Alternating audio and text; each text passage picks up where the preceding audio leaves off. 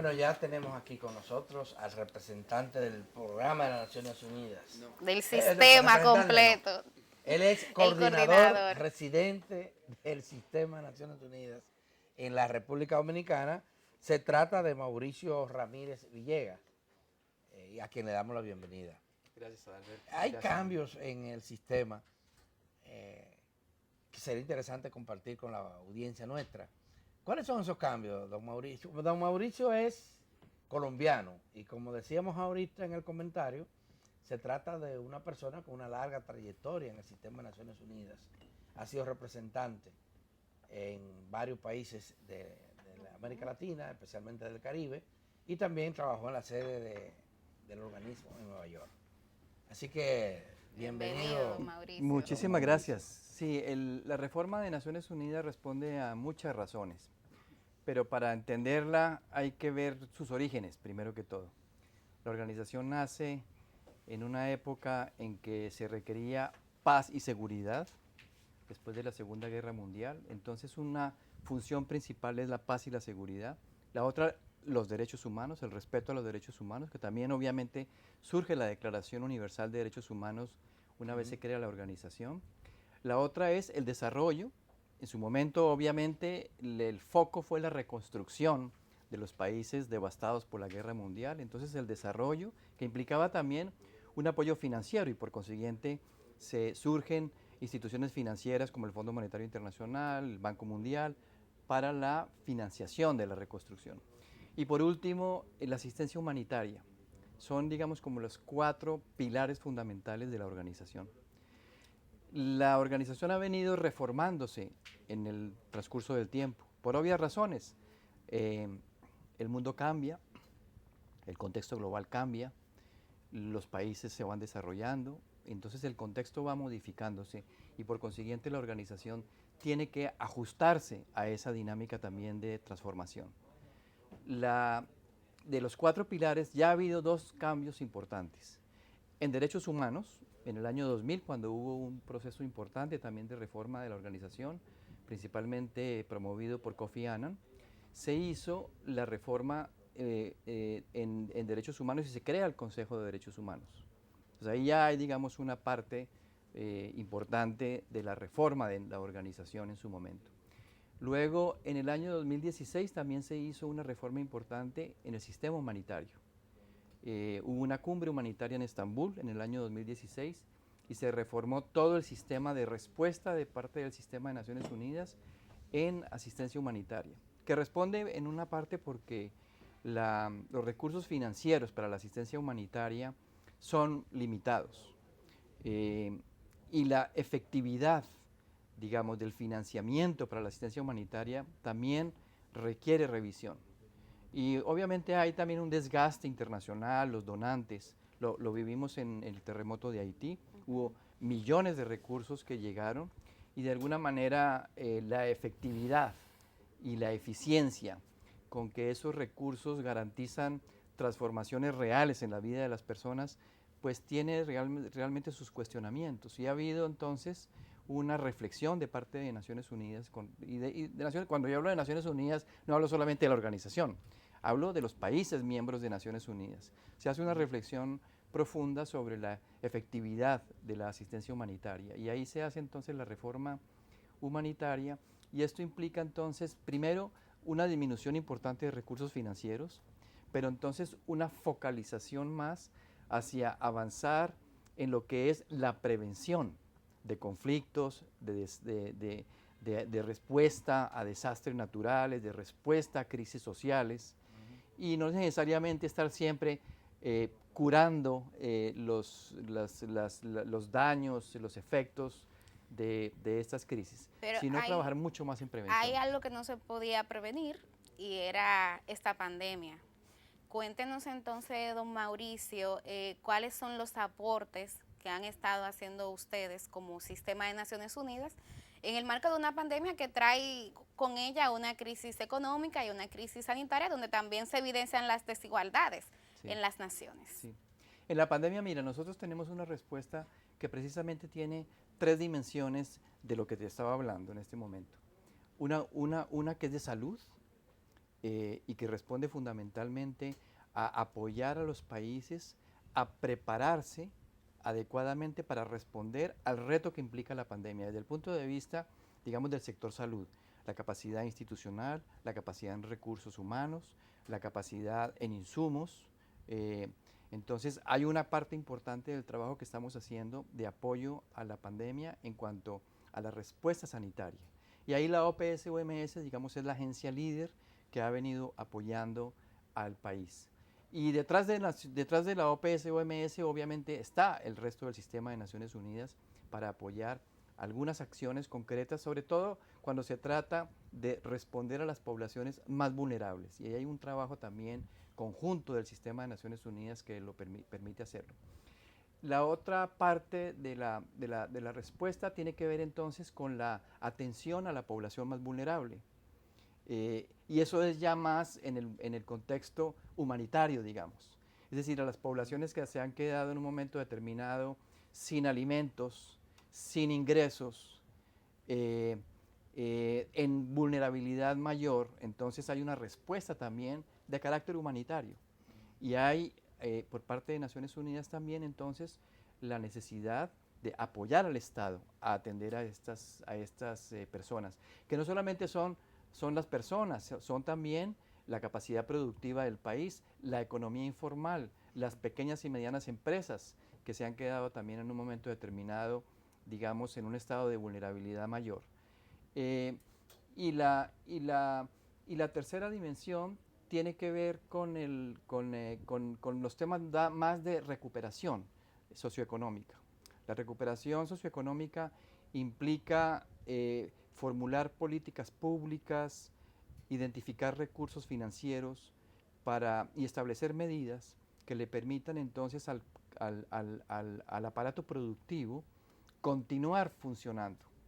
En una transición primero de emergencia, que tenga los apoyos financieros, y aquí ya se ha hecho un trabajo también ejemplar, como lo ha hecho muchos países en América Latina, de atender a la pequeña y mediana empresa, tratar de mantener los empleos, ofrecer subsidios para que el aparato productivo también avance. A nivel internacional, la respuesta del sistema de Naciones Unidas ha sido muy cuestionada porque las naciones más poderosas del mundo no le han puesto caso, como decimos nosotros, aquí a las recomendaciones y a las actuaciones. El caso de la vacuna, uno lo puede ver. Todavía la República Dominicana no ha recibido la primera vacuna a través de OPS. Y los consejos son buenos y a nosotros nos han ayudado, pero la vacuna es imprescindible para poder prevenir esta situación. Lo igual ocurre en el mundo y no ha valido gritos de la propia Organización Mundial de la Salud ni de nadie para que los gobiernos más poderosos del mundo entiendan. Estados Unidos, por ejemplo, que ha contratado como 4 veces más vacunas que la que necesita. Y hasta ahora no ha salido una sola vacuna de Estados Unidos hacia otro país, porque la prioridad 1, 2, 3, 4, 5 es la población norteamericana. ¿Qué podemos decir? ¿Qué puede decir usted como coordinador del sistema en la República Dominicana frente a estas críticas y a estos cuestionamientos? Sí, la organización ha sido muy enfática y el secretario general de Naciones Unidas lo ha estado promulgando continuamente, y también el director general, obviamente, de la Organización Mundial de la Salud, en el sentido de la importancia de la solidaridad a nivel internacional con respecto a la vacuna. La vacuna, como usted la denomina de OPS o OMS, en realidad son las vacunas que están disponibles en este momento, ya sabemos. Mediante un sistema que se llama el sistema COVAX, que lo que busca es garantizar que al menos el 20% de la población tenga acceso a las vacunas sin ningún tipo de limitación y restricción. Claro, eso implica de todas maneras que la producción de las vacunas esté disponible para atender ese 20% a través de ese mecanismo. Y es ahí donde ha habido una problemática y una situación de falta de solidaridad, en el sentido de llamémosle entre comillas, el acaparamiento, digamos, Exacto. de lo que son las vacunas hacia los países, Quitémosle la comilla. Exacto. hacia los países más desarrollados y que obviamente están lógicamente queriendo atender también su población. Yo creo que es una situación en donde sí, nosotros continuamos haciendo un llamado a la solidaridad, se ha dicho permanentemente y lo repetimos, porque definitivamente se está dejando atrás una población muy vulnerable y eso está entonces profundizando las brechas de pobreza y desigualdad en el mundo. Ya, en Hay- términos económicos, los países casi todos han tenido un desplome de sus economías, el caso de la República Dominicana es así. En términos económicos, ¿cuál es la ayuda que podríamos, ayuda si se puede, o solidaridad o mecanismos de apoyo a la recuperación que están, con qué contamos en República Dominicana proveniente de Naciones Unidas para afrontar esta situación? Mire, primero, una de las valoraciones que se ha hecho por parte del Fondo Monetario Internacional cuando hablamos de la pandemia, se hizo una valoración en su momento, y esto recuerdo en marzo del año pasado, en donde se hizo un análisis y se estimó que en términos generales de la economía global debería de invertirse un 10% del Producto Interno Bruto. Digamos globalmente, no significaba que eso se tenga que hacer, digamos, individualmente en cada país. Hay países que tendrán que, digamos, hacer una inversión mayor, otras menor. Pero eso en términos generales. Ahora, para efectos de la respuesta del sistema de Naciones Unidas a los países, lógicamente esta crisis, que también viene a alimentar una crisis que arrastramos, una crisis financiera que arrastramos, no significa que la organización esté, digamos, recargada de recursos financieros para responder a la pandemia. Ese ha sido un llamado que ha hecho el secretario general de Naciones Unidas a los Estados miembros, de poder recoger más recursos financieros para poderla financiar. ¿Qué hemos hecho entonces a nivel de cada país? Nos hemos concentrado en identificar cuáles son las necesidades que tiene el país para responder a la pandemia y con los recursos disponibles con los que actualmente contamos, se han hecho análisis, por ejemplo, de los programas y proyectos que se están implementando, de tal forma de que se puedan reasignar recursos, o sea, redirigir recursos para atender más a las necesidades. Pero no hay recurso nuevo. No hay recurso nuevo en el sentido en que los recursos nuevos en cualquier tipo de emergencia, existe, la organización los tiene, son limitados. Como le mencionaba cuando estaba hablando de la reforma humanitaria, hay menos recursos. Siempre que hay un desastre natural, siempre que hay una crisis social, una convulsión que genere un estado de emergencia en un país, la organización tiene recursos y sus agencias, fondos y programas tienen recursos para asignar inmediatamente. Son limitados, pero le permiten al Estado de alguna manera tener una mayor capacidad de respuesta. Es decir, no estamos hablando de que la organización es una organización multimillonaria que tiene todos los recursos del mundo para que en una situación de esta naturaleza pueda contar con ellos inmediatamente. No, la organización tiene que hacer un llamado cuando hay una emergencia a la solidaridad y a la contribución internacional. Siempre se hace de esa forma. Pero entonces dependemos de los Estados miembros para que puedan asignar, y sobre todo los Estados y los países más desarrollados, los países ricos que están en capacidad de asignar recursos. En esta oportunidad estamos en una emergencia global y es muy diferente. Una cosa fue cuando tuvimos el terremoto, por ejemplo, para poner un ejemplo aquí más cercano, el terremoto de Haití. Hubo aportes. Y entonces hubo aportes. Y así esto más que un terremoto. Exacto, pero es un Es terremoto global, global. Es un terremoto que donde todo el mundo y todos los países y todos los estados tienen que también responder por claro. Pero el tema de la contradicción es la siguiente. Estamos frente a una tragedia global, ¿verdad? Y el organismo global es el sistema de Naciones Unidas. Claro. Definitivamente. Claro. Sin embargo, los gobiernos no han apostado a usar ese mecanismo para atender para la respuesta frente a esta situación. Eso no no pone en cuestionamiento la validez de este organismo como... No, pero no, eso no es tan así, Ujú. Alberto, porque en realidad nosotros hemos estado disponibles desde el primer instante a responder a la pandemia y a ofrecer toda la capacidad del sistema de Naciones Unidas para responder a la pandemia. Y permítame volver un poco a la pregunta original, porque hablamos de la Ujú. reforma de Naciones Unidas y les hablé de la humanitaria y la de derechos humanos. Me faltan dos pilares, el de la paz y seguridad, ese es más complejo, eso tiene que ver con la reforma del Consejo de Seguridad, Sí, sí, sí. que es algo un poco más complejo, y el otro, que es el que digamos más nos concierne al trabajo de la organización en los países en vías de desarrollo, que es la reforma en el pilar del desarrollo. Y ahí la reforma en el pilar de desarrollo tiene fundamentalmente una razón de ser, y es que en el año 2014 la Asamblea General de Naciones Unidas aprobó la Agenda 2030 para el Desarrollo Sostenible, que es una continuidad de lo que ya habíamos aprobado en el año 2000, que había sido la Agenda de los Objetivos de Desarrollo del Milenio, del 2000 al 2015 y ahora del 2015 al 2030, la nueva agenda. ¿Qué implica entonces implementar la reforma del sistema de Naciones Unidas para el desarrollo de los países? Implica tener la capacidad de apoyar a los estados para formular política pública para el desarrollo sostenible, para crear instituciones que respondan a ese desafío del desarrollo sostenible. Y el desarrollo sostenible es un concepto que agrega integralmente aspectos sociales, económicos y ambientales.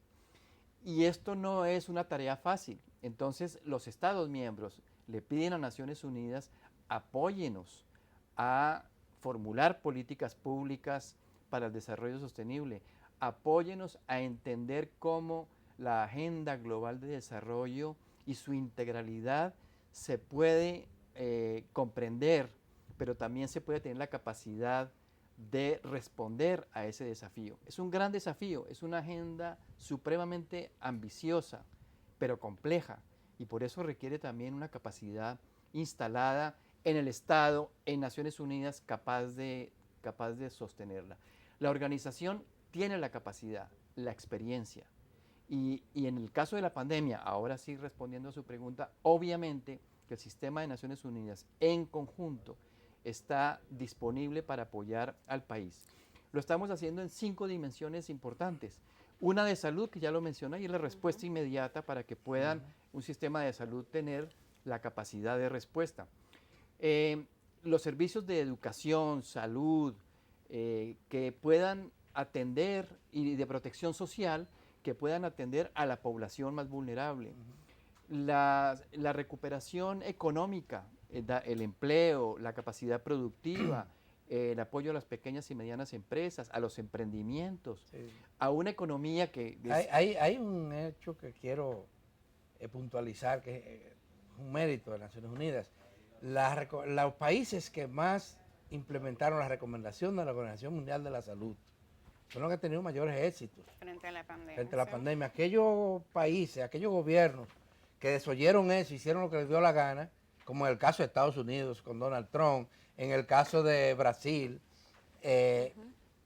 han tenido un fracaso, México inclusive, para que veamos distintos matices ideológicos. Son los países que peor le ha ido. En Yo la tengo, región. tengo una última pregunta, don Mauricio, porque ya nos están avisando que el tiempo se acabó. Una tiene que ver Vamos con para el hacer una tema, pausa. Se nos acabó el tiempo. para el tema de derechos humanos. Ahora mismo en República Dominicana hay 2 situaciones que tienen que ver con ese eje, que es un eje transversal en Naciones Unidas. Las 3 causales, decíamos Adalberto y yo que hay un campamento frente al Palacio, y lo otro tiene que ver con los migrantes, el acceso a vacuna, incluyendo a aquellas personas que no están regularizadas. O sea, ¿qué recomendación haría al país en ese sentido? Mira, es muy sencillo.